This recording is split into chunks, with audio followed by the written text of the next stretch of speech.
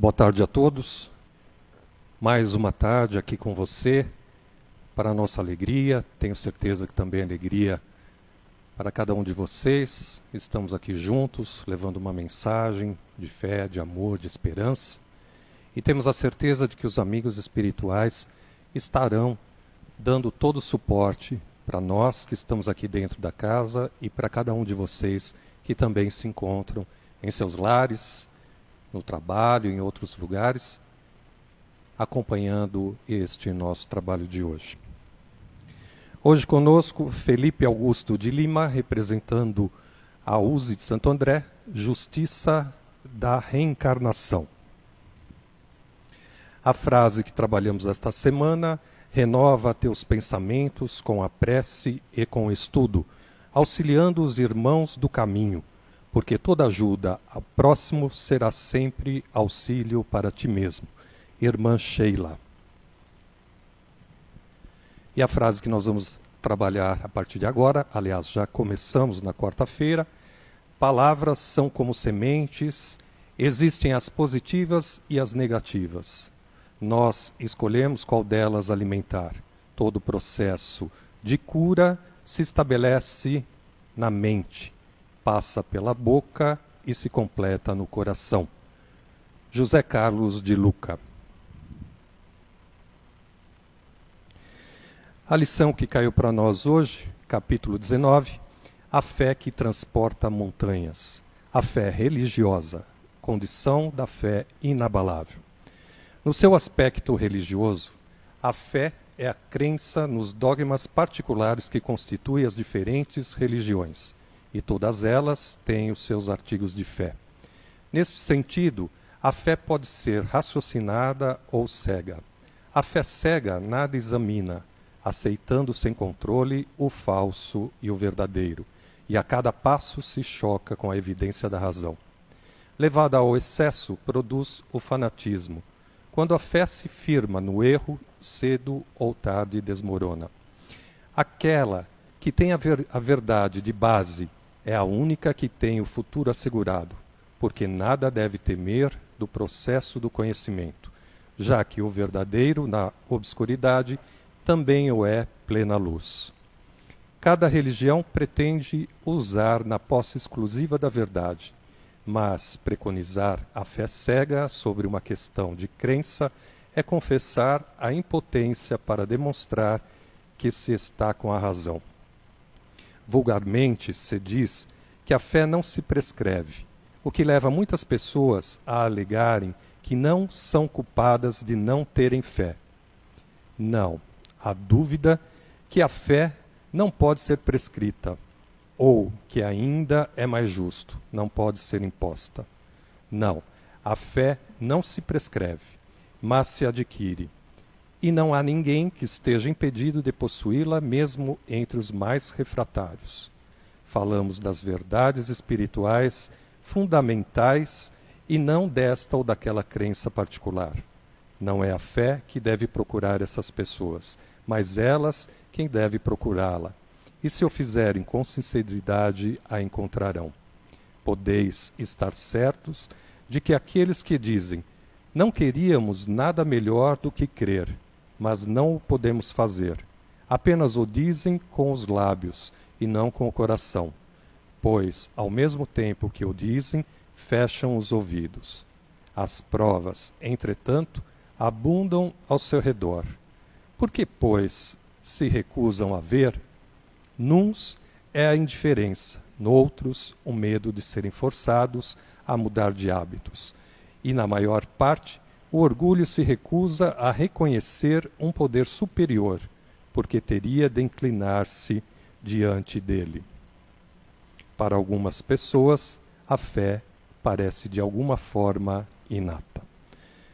A leitura continua um pouquinho mais extensa, mas nós pedimos a vocês, se houver necessidade ou você quiser dar continuidade ao capítulo 19 do Evangelho segundo o Espiritismo. Vamos fazer nossa prece.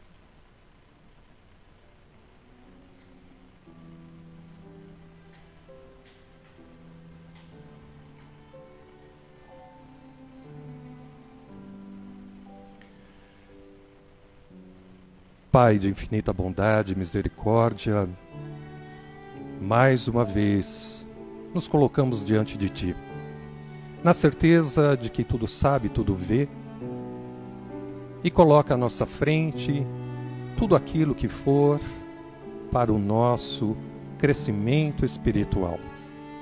Muitas vezes queremos olhar para frente e buscar a fé que encontramos em tantos irmãos que estão no mesmo caminho que o nosso. Para alguns, é difícil ainda ter fé. Há necessidade de ver para crer. Mas para nós, temos a certeza, Senhor, de que a fé está dentro do nosso coração.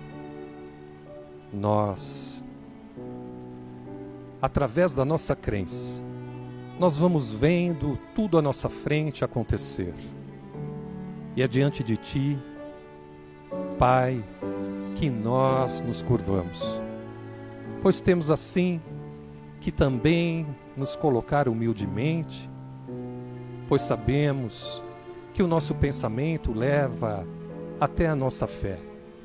Mas, primeiramente, devemos confiar em Ti, Pai, que sabe de todas as nossas necessidades.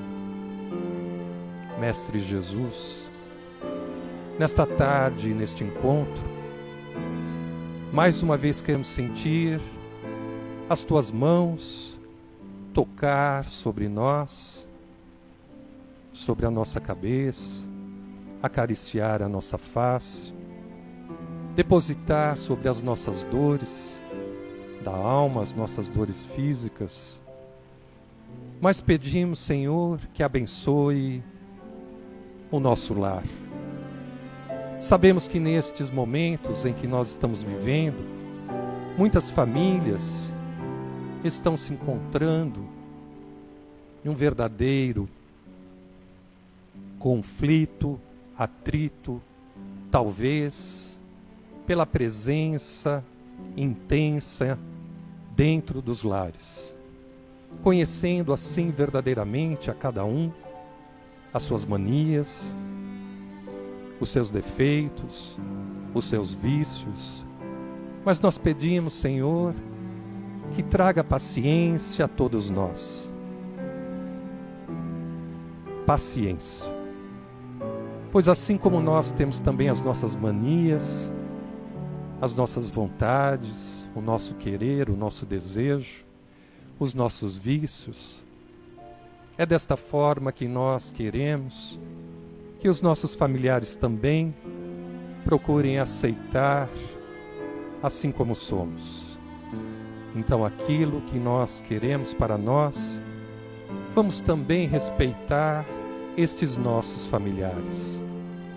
Vamos ter um respeito especial para com os nossos familiares mais idosos, aqueles que um dia fizeram tudo para que estes filhos pudessem receber todo o amor, toda a compaixão, colocando assim à frente estes filhos de tudo e de todos.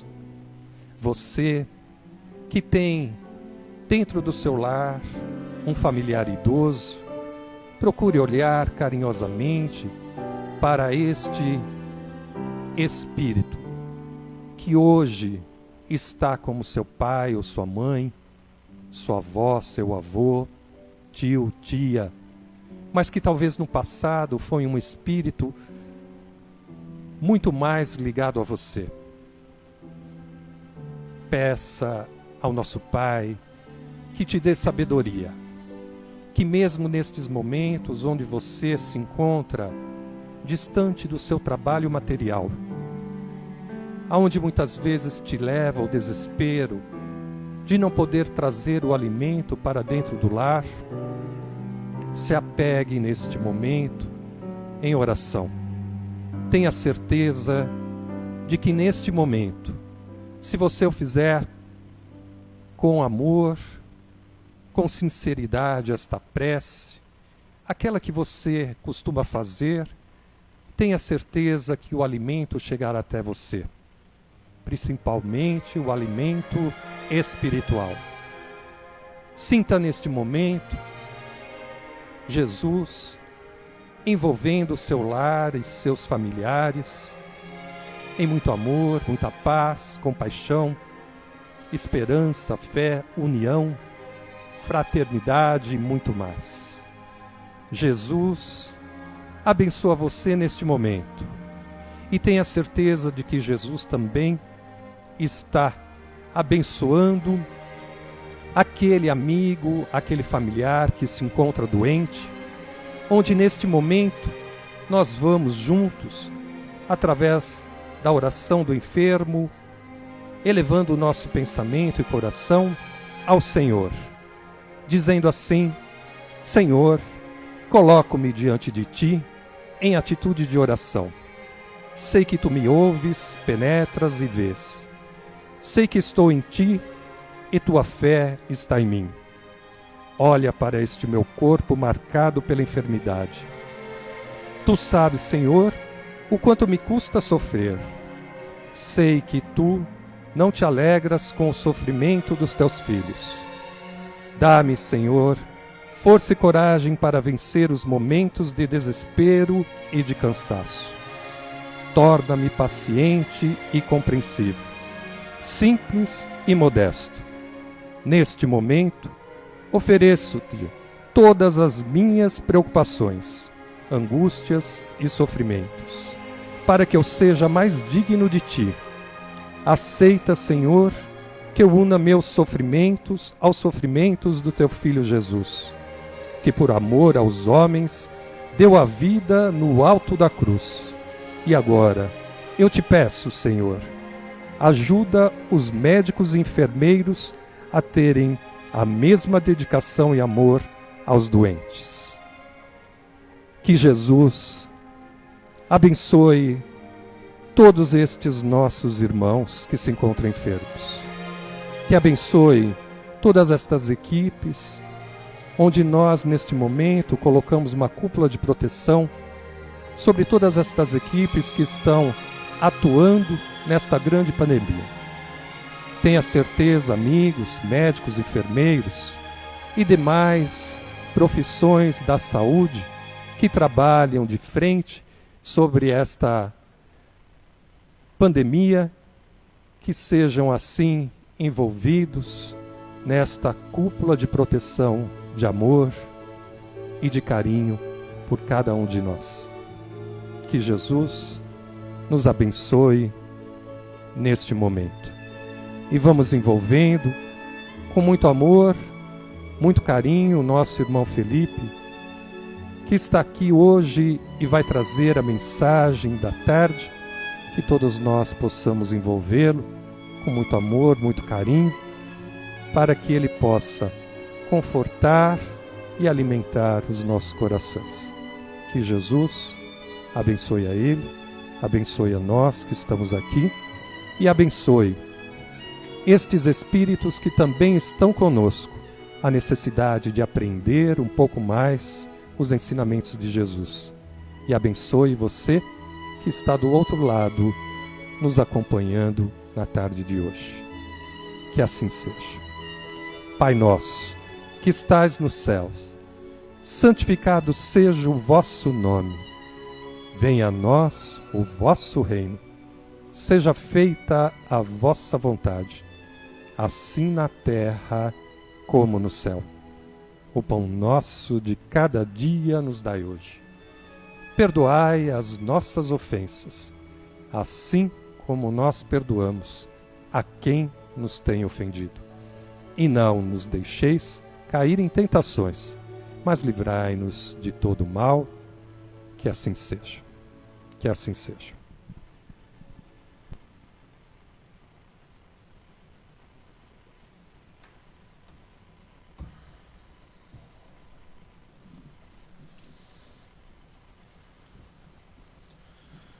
Boa tarde a todos. Boa tarde a todos. Meu nome é Felipe. Minha casa de origem é o Núcleo de Estudos Espíritas Irmã Mileide, e hoje eu falo em nome da USE, a União das Sociedades Espíritas de Santo André. E o tema mensal da USE, no mês de abril, é Justiça da Encarnação. Se a gente for falar de justiça, justiça é o ato de dar a cada um apenas o que cada um merece. Tipo, a gente plantar bananas e colher bananas, e não ao contrário, né? Não diferente disso. Encarnação. Encarnação é a oportunidade do espírito de vir ao plano físico, né? No invólucro carnal, para alguma missão, para algum reajuste, enfim. E isso é uma justiça divina, né? E o gostoso de pensar na encarnação é que a encarnação ela nos torna todos iguais. Lembrando que somos espíritos. E se formos pensar como espíritos externos, a encarnação ela vem a nos nivelar. A encarnação ela vem trabalhar o nosso ego, o nosso orgulho, ao ponto de que tenhamos a consciência que somos todos iguais, independente da posição. Iguais, quando a gente fala de religiões, quando a gente fala de posições sociais, até mesmo em posição ao gênero, né? Ao sexo masculino ou feminino, e por aí vai. A gente sabe que tais posições se faz necessário para nos dar um norte como matéria. Como matéria, ter uma religião, ter uma posição social, né? Virmos num gênero específico, isso como matéria precisa, como eu disse, para nos darmos um norte. Nós ainda temos uma percepção muito enxuta sobre nós mesmos quando estamos inseridos na matéria. Então é interessante termos, sim, religiões, posições sociais, justamente para ir nos lapidando. Em relação a um exemplo, a posição social. Como matéria, precisamos de não só como matéria, mas precisamos de uma hierarquia. Sabendo que nós todos não temos as mesmas inteligências uns dos outros. Somos todos diferentes e não temos as mesmas necessidades. Então é bacana saber que se há alguém no poder, por exemplo, esse alguém está capacitado a isso.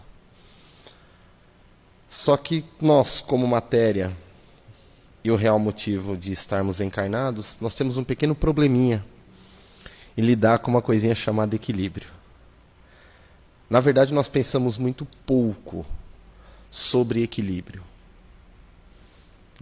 Aí onde entra, no exemplo aí da posição social, a ganância, o poder ele passa a extravasar um pouco, justamente pela falta de olharmos para nós mesmos e vermos, equilibrar as coisas. Está aí a necessidade, está aí a justiça de Deus em retornarmos quantas vezes for necessário até aprendermos a trabalhar esse nosso equilíbrio. Em relação, vamos falar sobre gênero. Gente, há necessidade de virmos com gêneros diferentes para a questão de reprodução. O espírito, quando ele é criado, ele vem sem gênero nenhum. Ele não vem homem, nem vem mulher. Então o espírito ele passa a ter a influência do organismo ao qual ele é inserido. seja a influência de gênero, de trejeitos, de pensar, né? Então, o espírito, uma vez ele inserido num organismo da matéria, ele vai pegando tais influências. É como se fosse, vamos imaginar um copo de plástico. E a gente começa a tomar suco de saquinho, seja ele tangue ou suco. A vida toda, ou por um bom tempo, a gente toma um suco de morango num suco de plástico, num copo de plástico. Quando a gente vai tomar uma água ou qualquer outro líquido, ainda vem com gosto. Então o espírito ele se assemelha a isso. Isso é, as influências que o nosso espírito tem pelo organismo que ele, né, obteve na última encarnação, elas não somem assim de uma hora para outra. Existe um tempo, né? Existe um processo de limpeza até as influências, né, saírem. Ainda mais quando a gente reencarna sucessivas vezes sobre um mesmo organismo de gênero. Vamos colocar assim. A gente reencarna sucessivas vezes como homem ou como mulher. Até aí, tranquilo. Só que o nosso espírito, ele tem como essa base, eu sou homem ou eu sou mulher. Aí que tá. Quando a gente muda de organismo, seja ele por questão de voluntária, porque precisa aprender alguma coisa, ou uma questão punitiva, né? Aí onde vem muitas vezes uma reencarnação de um espírito num corpo masculino com trejeitos femininos. Nós temos ainda um pouco de bloqueio e um pouco de preconceito sobre isso. E é legal, o bom da reencarnação, de estudar a reencarnação, de entender a reencarnação como uma justiça de Deus, é nós começarmos a ver todas as questões em relação ao ser humano, principalmente essa, com outros olhos, né? A gente sabe que conservamos os gostos e inclinações de uma encarnação passada, né? E esses gostos e encarnações, seja eles quais for, tá? Eles vão sumindo de acordo com a desmaterialização, de acordo com a nossa evolução. Então, se estamos aqui hoje, alguma coisa tem. E por que não aproveitar? Já que eu estou aqui, se eu deixar me levar pela influência do meio, a gente vai só reclamar, vai só se lamentar. Mas hoje a gente tem a dádiva, a oportunidade de estarmos inseridos numa doutrina que nos mostra um porquê. Tem tantas outras, claro, cada um da sua forma, mas hoje estamos nós aqui inseridos no Espiritismo. No livro Vida e Sexo, psicografado pelo nosso irmão Chico Xavier, pelo Espírito Emmanuel, ele dá uma explicação bem bacana em relação à reencarnação, principalmente nessa parte da homossexualidade que eu disse, né? Digamos que numa encarnação nós fazemos mau uso do organismo ao qual fomos inseridos. Como homem ou como mulher, a gente faz o mau uso daquilo, destrói famílias, né? Usa de forma arbitrária aí o nosso livre-arbítrio. Então, pela justiça divina, pela justiça de Deus, nós somos induzidos a buscar um novo invólucro carnal, né? Por uma questão de prisão, de reajuste, né? E uma questão de nós aprendermos a regularizar os nossos sentimentos. Então, se tratando de uma justiça reencarnatória, é muito bom saber que temos a oportunidade de nos melhorar. Lembrando, somos espíritos. Estamos inseridos na matéria por algum motivo. E que esse motivo, que nós possamos achar o melhor caminho que seja para isso. No Livro dos Espíritos, na pergunta 171, Kardec pergunta aos espíritos: sobre o que se funda o dogma da encarnação. Aí os espíritos respondem: sobre a justiça de Deus e a revelação. Sobre a justiça de Deus. Vamos pensar um pensamento bem clichê assim, daquelas pessoas que nasceram sem oportunidade alguma e levaram uma encarnação sem oportunidade alguma de saber o que é amor, saber o que é respeito, o que é paz, o que é carinho. E nós, inseridos na matéria, com as nossas limitações, passamos a julgar o que é certo e o que é errado naquela pessoa, principalmente o que é errado. Poxa, aí muitas vezes eu me pego perguntando: poxa, mas será que Deus é tão ruim assim? Porque somos todos filhos de Deus. Será que Deus pega um filho dele, nasce naquelas condições, naquele meio e deixa? Então a justiça de Deus, a justiça divina, né, na resposta dos espíritos, é sobre isso. Lógico, temos um motivo para nascer, cada qual no meio em que se faz necessário. Como diria um amigo meu, não existe coitado. Mas que nós também aproveitamos que estamos inseridos em uma religião, em uma doutrina, que nós possamos ser um ponto de luz para essas pessoas. A continuação da resposta diz assim: um bom pai deixa sempre aos filhos uma porta aberta do arrependimento.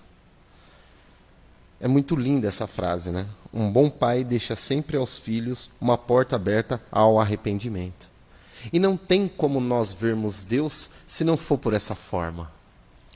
Né? Um Deus, um pai misericordioso, que jamais, de forma alguma, deixa um filho perdido e não vá resgatar. Né? E a porta desse arrependimento é a reencarnação. Nos estudos, na variada bibliografia espírita, né, nós encontramos que, uma vez que nós desencarnamos, todos os nossos desvios de conduta são nos mostrados. Isso causa uma vergonha muito grande. Né? Toda vez que tudo que a gente faz é inserido na nossa consciência. E a gente passa a visitar a nossa consciência, visitar o que está inserido ali dentro de nós. E nos causa uma vergonha muito grande. Eu fico pensando assim: se nós, como encarnados, com a nossa limitação física, uma vergonha dói, imagine um espírito sem as limitações do corpo. Fisicamente falando, fisicamente pensando, não tem como imaginar o quanto uma vergonha de algum delito que eu cometi vai me doer. Então a porta do arrependimento que o Pai nos dá é a reencarnação, para o nosso autoburilamento. Né? Essa visita à nossa consciência, ela gera o tal arrependimento e, poxa, que bom que eu tenho a oportunidade de voltar e trilhar um caminho diferente. Caminho que eu escolhi. Porque sim, nós escolhemos ou aceitamos, de primeiro aceitamos, depois da nossa evolução passamos a escolher em qual meio a gente quer inserido. Justamente para ir aparando as arestas que está ali, na consciência que a gente visitou, na nossa consciência.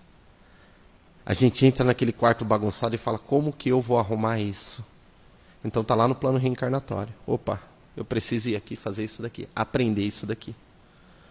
Eu escuto muito de amigos que não compartilham da mesma doutrina dizer assim: mas eu não pedi para nascer dessa forma, eu não pedi para nascer em tal núcleo familiar, eu não pedi para nascer com tal desajuste físico. Interiormente eu me pergunto: será? Será mesmo que não pediu? Nós temos a dádiva do esquecimento. Porque o esquecimento sim é uma dádiva. né? No Livro dos Espíritos, na pergunta 392, Kardec pergunta assim: por que o espírito encarnado perde a lembrança do passado? Aí a espiritualidade responde: o homem nem pode, nem deve saber de tudo. Deus assim o quer, na sua sabedoria. Sem o véu que lhe encobre certas coisas, o homem ficaria ofuscado, como aquele que passa em transição da obscuridade para a luz. Pelo esquecimento do passado, ele é mais ele mesmo. O homem fica ofuscado, como aquele que passa em transição da obscuridade para a luz. Nós temos a mania de pular processos. Nosso pensamento ainda é um pouco limitado devido à matéria. A gente não pensa como um espírito eterno. Então a gente quer pular processo. E se nós tivéssemos consciência do que fizemos no passado, poderia acontecer muitas coisas. Ou nós não aguentaríamos o peso da vergonha, né? Ou não haveria o mérito em sermos bons, em sermos leais, em sermos justos, porque nós vamos estar fazendo e esperando uma troca, né? Não seria uma coisa que vem de dentro. E sim, estou fazendo porque eu quero quitar aquilo. Mesma coisa de você pegar uma prova e olhar o livro do professor. Eu não sei como é hoje, mas antigamente o livro do professor vinha com todas as respostas. A gente fazia uma atividade olhando as respostas e no dia da prova a gente não sabe nada, não sabe fazer nada. Então, o fato de nós não lembrarmos é justamente para instigar os nossos esforços em sermos melhores. E nós, aos poucos, irmos aprendendo nas sucessivas encarnações quem a gente realmente é. Né? A gente poder olhar mais atentamente ao nosso íntimo. A gente poder visitar a nossa consciência e ir limpando ela. Aí uma vez me fizeram uma pergunta que eu achei muito interessante. Falaram assim, tá bom, legal isso que você falou, mas se eu não sei, se eu não lembro o que eu fiz numa encarnação passada, como nessa encarnação eu vou saber o que mudar em mim? Eu achei muito bacana, né? Nós temos, Deus deixou na gente uma portinha, uma janelinha. É uma frestinha, porque a gente pode olhar para o nosso passado e saber quem a gente é realmente. E essa janelinha chama instinto. Se nós prestarmos bastante atenção nos nossos instintos, a gente vai saber o que melhorar na gente. Se foram os instintos ruins, se foram os instintos bons, a gente vai saber as ferramentas que temos para melhorar em nós mesmos. Né? O instinto, ele é a tradução, ele é a tecla SAP dos motivos pelos quais eu estou encarnado nessa vida. Olha como a justiça de Deus é maravilhosa. Nos colocou de volta ao plano físico para nós irmos aparando as arestas e deixou o instinto ali, meio que como uma agulha nos pinicando para saber que caminho que a gente deve levar. Né? Mas para trabalhar um instinto, há a necessidade de trabalharmos o orgulho. Eu costumo dizer que o orgulho, ele é o advogado por todos os outros desvios de conduta. O orgulho, ele não deixa nós nos vermos como a gente realmente é. Então, uma vez que nós aprendemos a trabalhar o nosso orgulho na íntegra, nós vamos saber olhar com atenção aos nossos instintos e saber o real motivo pelo qual eu estou encarnado. Seja num corpo de homem, seja num corpo de mulher, seja em uma comunidade difícil, seja em um lar difícil. Eu vou saber que aquilo que me incomoda não é aquilo que eu tenho que tirar da minha vida. Aquilo que me incomoda é o que eu preciso mudar. Olha como a justiça de Deus é maravilhosa conosco, né? Então, na questão de evolução como espíritos, o melhor caminho, dependendo do grau, é a reencarnação. E é muito gostoso, depois de saber de tudo isso, né? Saber que nós temos oportunidade de trabalhar o nosso orgulho, saber que os nossos instintos são a janelinha do meu passado, que eu possa ter contato para me melhorar. É muito gostoso saber disso, na teoria. Eu me faço essa pergunta todos os dias. E na prática? Quem eu sou? Quem é o Felipe na prática, que toda semana está lá no centro? Quem é o Felipe no trânsito? Quem é o Felipe no seio familiar?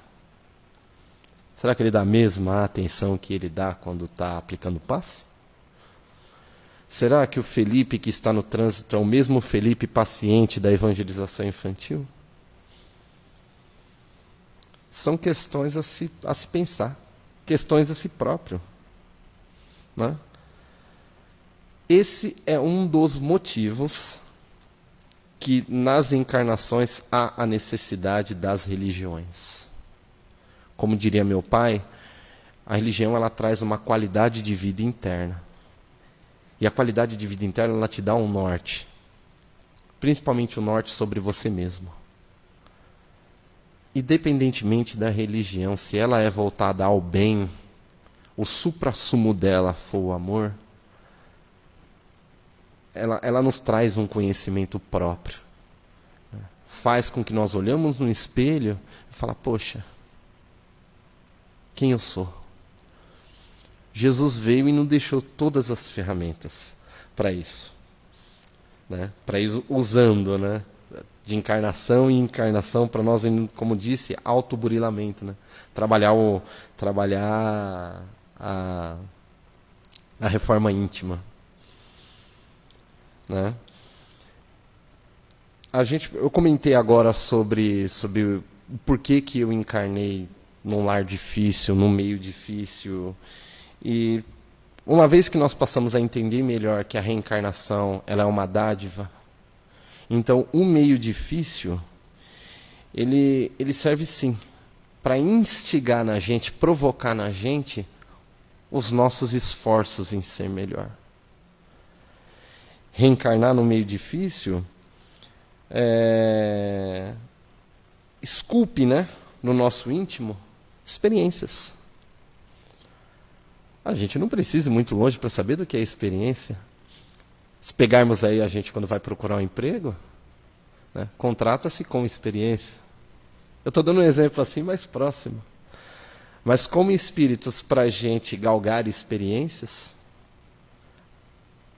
principalmente para experiências em sermos melhores de acordo com os nossos desvios de conduta gerado pela ignorância, não por maldade, de encarnações passadas, são meios difíceis. Então, se pensarmos a reencarnação como justiça divina, como a dádiva de Deus, a gente passa a ver com outros olhos, né, o real motivo. Passa a ver com outros olhos, passa a entender que provocando os nossos esforços íntimos em ser melhor, vai nos esculpir experiências necessárias. É bacana quando a gente entra no Espiritismo, a gente lê, ou hoje a gente assiste ao filme Nosso Lar, a gente fica entusiasmado em ser um espírito de luz e ajudar o próximo, né? Em poder trabalhar naquelas carreatas que descem carreatas socorristas, né? Que descem para pegar os irmãos que estão caídos. Mas para isso há de haver experiência. E o melhor campo da experiência é em si próprio, né? Somos nós mesmos. E sabemos que depois de um sofrimento íntimo, acho que todos nós, em algum momento da vida, nós passamos por um sofrimento, seja lá de qual ordem for, a gente passa a apreciar melhor qualquer momento de felicidade. Principalmente as pessoas que passam por um período quase morte. Pode ver que ela começa a olhar a vida de uma forma diferente. Tem aquele ditado que diz que Nós só damos valor ao azul do céu quando estamos no fundo de um poço. Então a reencarnação, ela entendendo o real motivo da reencarnação, nós passamos a ver as coisas que reclamávamos, que nos torturávamos, com outros olhos. Passamos a ver como degraus da nossa evolução. Poxa, como disse, se eu não posso saber quem eu fui na encarnação passada para estar merecendo tudo isso, olha os meus instintos. Poxa. Ou melhor, olha o meu orgulho, olha o tamanho que é o meu orgulho em não aceitar certas coisas. Faz um padrão, um parâmetro. Orgulho e humildade. Aí a gente vai saber o porquê. E assim vamos construindo de encarnação em encarnação, aprendendo a parar as arestas, aprendendo a conhecer os meus instintos, aprendendo a me conhecer, nós vamos construindo a nossa individualidade divina.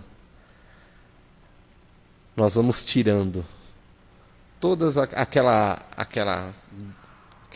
grosseria que há dentro de nós, seja em qual ordem for, até chegar em algo mais sutil e não haver mais necessidade desse invólucro carnal. Não haver mais necessidade da matéria. Né? O autoconhecimento, ele tira esse véu. Né? Conheceis a verdade e ela vos libertará. Não há evolução sem o conhecimento. Não há evolução sem o autoconhecimento. E a reencarnação, ela te traz isso, para você ir se conhecendo cada vez mais. Poxa, um dia você foi um bárbaro. Hoje, na outra encarnação, você foi um ladrão, você foi um ignorante. Pô, tá aí a oportunidade, aos poucos, vai parando. Não é vergonha se aceitar. Nossa, nessa encarnação eu sou orgulhoso, nessa encarnação eu sou vaidoso. Não é vergonha nenhuma, muito pelo contrário. É uma dádiva. É a humildade trabalhando contra o orgulho. É a principal ferramenta. Né? Até o mal, o que nós julgamos mal, a gente passa a ver com outros olhos. Você vê, a reencarnação é a prova do amor de Deus com nós. É a porta aberta que o Pai deixa para o nosso arrependimento. E o gostoso de saber disso tudo é que uma vez que nós interiorizamos que a reencarnação ela veio para me salvar, para salvar os meus desvios de conduta, o tempo ele muda de nome. Não se chama mais tempo, minutos, segundos, a gente passa a esquecer. Chama oportunidades. Então, se estamos aqui, hoje, encarnados, seja em qual meio for, poxa, é uma oportunidade que por muito eu ajoelhei, eu implorei para ter. Então, todo dia de manhã, eu passo a me perguntar, e faço o convite a vocês, o que eu faço com as oportunidades que Deus me deu hoje? Ah, mas não, você tem a oportunidade de fazer o bem, nem que for para o pensamento, mas temos. O que eu faço com tais oportunidades? Sabendo que cada segundo que passa é uma oportunidade que eu estou ganhando ou perdendo. Ganhando ou perdendo. Né? A oportunidade da gente poder trabalhar a nossa consciência, que durante encarnações a gente castigou ela. Nossa consciência é aquele quartinho que durante encarnações a gente foi socando coisa lá dentro.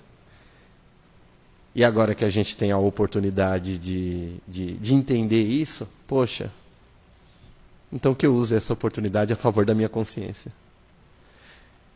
Então, para resumir tudo isso, se um dia me perguntarem, falar assim, Felipe, o que é a encarnação ou a reencarnação?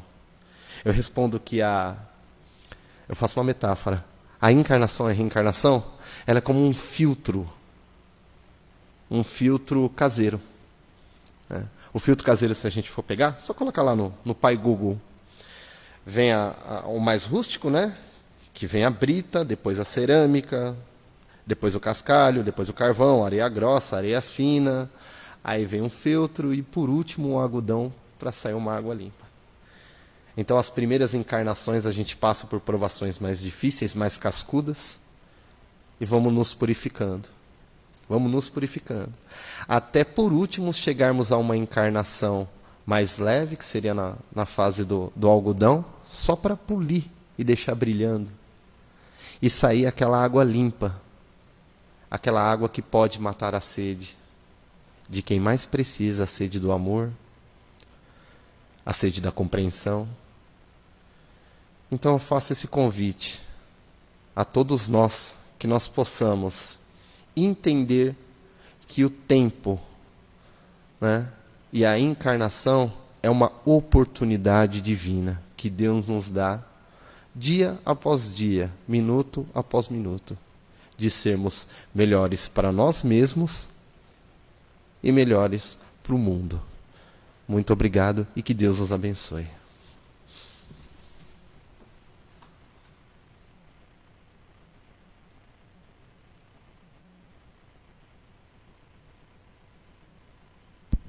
Agradecemos ao Felipe, agradecendo também a Uzi de Santo André, a Ivone, a Catarina. Recebam também o nosso abraço, nossa gratidão por encaminhar o Felipe para trazer esta mensagem para todos nós. Palestrante de quarta-feira, Renato Barjud, trabalhador da nossa casa, e o tema Maria de Nazaré. O Renato é o trabalhador, juntamente com outros da nossa casa, que realizam os cursos às quintas-feiras aqui, que no momento estão suspensos, mas em breve, se Deus quiser, estarão aí continuando. E sexta-feira, para vocês, Maria Aparecida Saboleski, da Associação Espírita Raio de Luz, e trabalhadora aqui da nossa casa, do Grupo Espírita Seara das Fraternidades, e o tema Tarefa de Amor.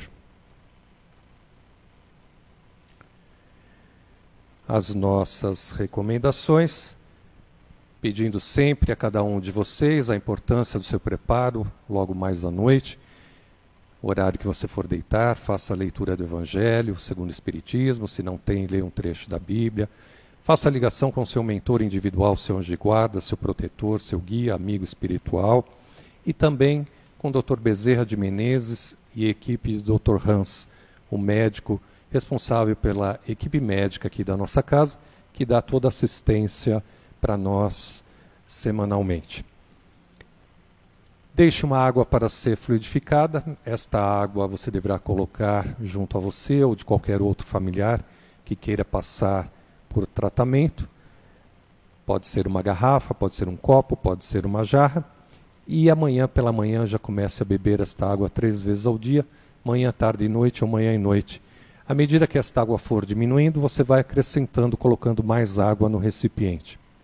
Lembrando que não prometemos cura a ninguém, é importante sempre você ter fé, fazer com fé, e eu convido a todos que façam a leitura do Evangelho, capítulo 19, a fé que transporta as montanhas, e o tema, o trecho que caiu para nós aqui sobre a fé religiosa, que está inserido aí neste capítulo 19.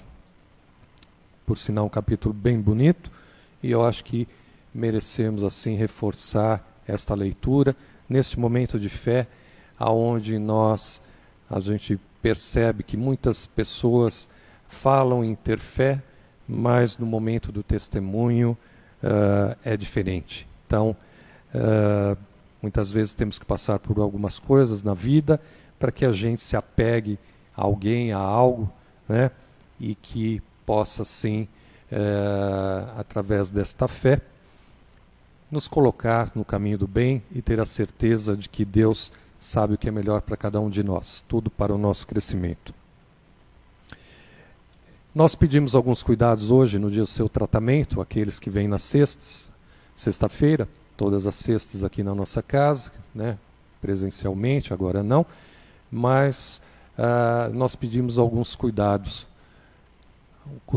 assim especiais. Pedimos para que você evite comer a carne vermelha, o cigarro, a bebida contém álcool e não manter relação sexual hoje.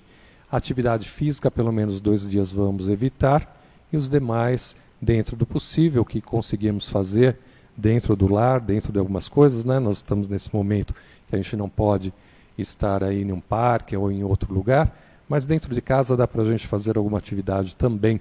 Então, pode fazer normalmente. A água você poderá beber com algum remédio que você esteja tomando também, não tem problema. Só pedimos para que você não deixe terminar esta água e deverá, na próxima sexta-feira, beba toda a água e à noite deverá colocar uma nova água, ok? E vai colocando assim durante todo esse período que nós estamos aqui afastados. Sempre falamos há 8 semanas que você deverá fazer esse tratamento, mas poderá se estender também, caso você tenha necessidade. Se tiver passado cirurgia material no dia Mentalize, peça ao Dr. Bezerra de Menezes, equipe Dr. Hans, que possa acompanhar você e a equipe da matéria, né? Temos aí algumas pessoas que a gente sabe que passaram por cirurgia, tenha certeza de que os espíritos estão juntos, então se houver essa necessidade, eles vão estar junto de vocês, ok? Eu gostaria de falar em especial para aqueles assistidos que vêm às 17 horas aqui na casa, 16h45, horário de emergência, horário especial, que aqui nesse momento me veio muito em mente estas pessoas que passam por quimioterapia, radioterapia, hemodiálise, cadeirantes, casos assim mais críticos, né, de saúde, onde nós atendemos neste horário em especial, para que tenham bastante fé, que continuem com o tratamento. Eu sei que o quanto é importante para vocês a presença, estar aqui junto de toda a equipe, mas tenha certeza de que os espíritos também estão aí, estarão junto de vocês logo mais, dando toda assistência, ok? É importante você ter fé. Sem fé, né, nada acontece, tá bom? E siga todas as recomendações do seu médico, tudo que for pedido, né? Se tiver que passar por cirurgia, faça a cirurgia material, ok? O programa Semeando a Boa Nova será transmitido pela web rádio e Facebook Live. Então, web radio.osemeador.org. E o tema Momentos Difíceis. O que fazer? Momentos difíceis. O que fazer? E vai estar os convidados, é um casal bastante bonito e simpático, a Suzete e o Fernando Botasso. Então, das 8 às 9h30, amanhã, sendo transmitido pela web rádio e Facebook Live. Então, eles vão falar sobre este tema, momentos difíceis. O que fazer? Vamos acompanhar e você poderá mandar a sua pergunta 997-666-555. Se ficou alguma dúvida, por gentileza, faça a pergunta aí, pode ser no Facebook, vai acompanhando as nossas palestras, às quartas-feiras, às 19h, às sextas-feiras, às 14h, e você poderá também mandar através não só do Face, mas do e-mail g.e.ceradasfraternidades@bol.com.br, tá certo?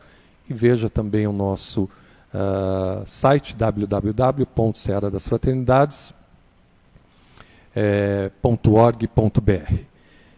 Bom tratamento a todos, desejamos a todos vocês muita paz, muita paciência, né, dentro do lar. Nós sabemos o quanto deve estar sendo difícil para todos, mas é um treino. Se nós estamos assim, é porque estamos necessitando deste treino, né? E nós temos agora bastante tempo. Reclamávamos tanto do tempo que não tínhamos tempo. Hoje nós temos bastante tempo para fazer tantas coisas dentro do lar e, principalmente, né, trabalhar a paciência uns para com os outros. Um beijo a todos vocês, até o próximo encontro, quarta-feira, às 19h. Que Jesus abençoe todos vocês. Obrigado.